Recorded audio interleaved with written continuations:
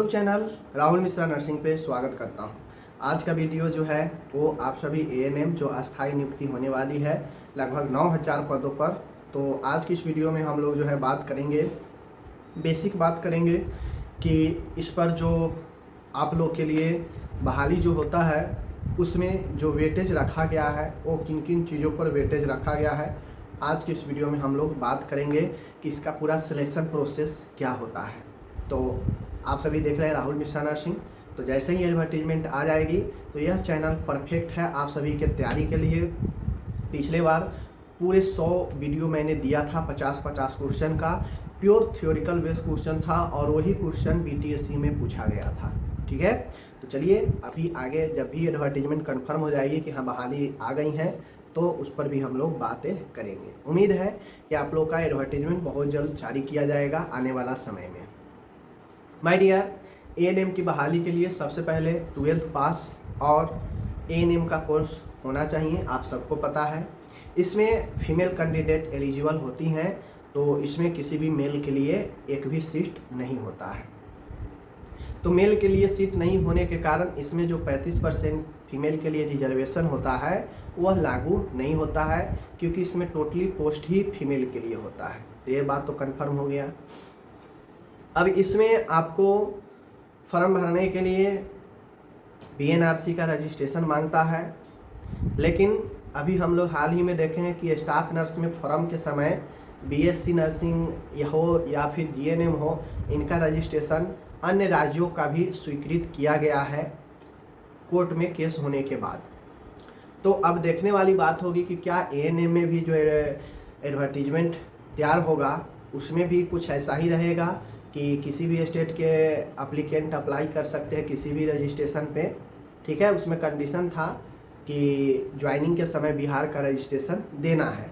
तो हो सकता है बीटीएससी एएनएम में भी ऐसा कुछ हो, या फिर ये भी हो सकता है कि वो स्टाफ नर्स के लिए था और ये एएनएम के लिए बहाली है, तो हो सके कि यहाँ पे स्टार्टिंग से ही एएनएम का मांग दे।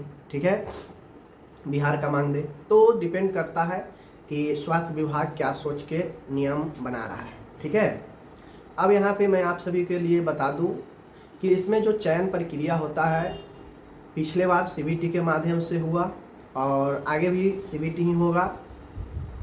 तो सीबीटी में होता यह है कि आपका कुछ वेटेज सीबीटी का रखा जाता है, कुछ वेटेज एक्सपीरियंस का रखा जाता है और कुछ वेटेज हायर क्वालिफिकेशन का रखा जाता है। सबको मिलाकर जो है यहाँ पे आपको जो है तैयार किया जाता है मेरिट।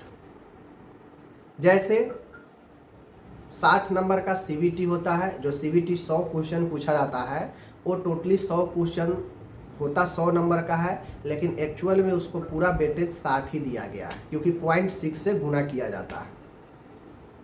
0.6 से गुना किया जाता है। 25 नंबर संविदा वाले के लिए एक्सपीरियंस के लिए रखा गया है, 5-5 ईयर 5 साल का।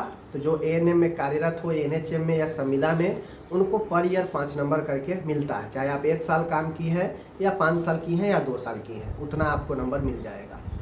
तो अधिकतम 25 होता है, तो 60-25 हो गया 85। 15 नंबर हायर क्वालिफिकेशन के लिए रखा गया है।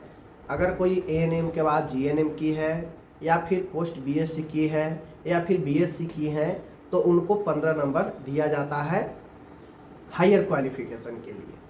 अगर नहीं है, इन दोनों में से कुछ नहीं है, सिर्फ आप सीबीटी में से क्वालिफाइड करना चाहती है, तो बिल्कुल आप सीबीटी में भी आप जो है क्वालिफाइड कर सकती हैं।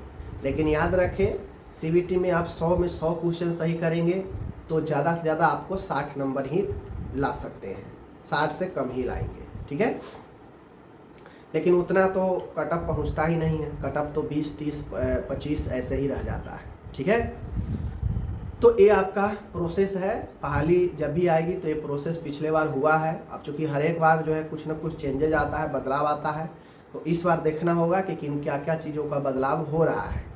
एज की बात किया जाए तो चूँकि सारे फीमेल कैटेगरी रहती हैं, तो चाहे आप जनरल है या ईडब्ल्यूएस है, आपको फीमेल के लिए छूट मिलता है एज में, तो 40 साल तक। अगर आप एससी एसटी है तो 44 साल, और अगर आप ओबीसी है तो 42 साल। ये आपका एज रहता है। और आप जो है अप्लाई इस पर करते हैं।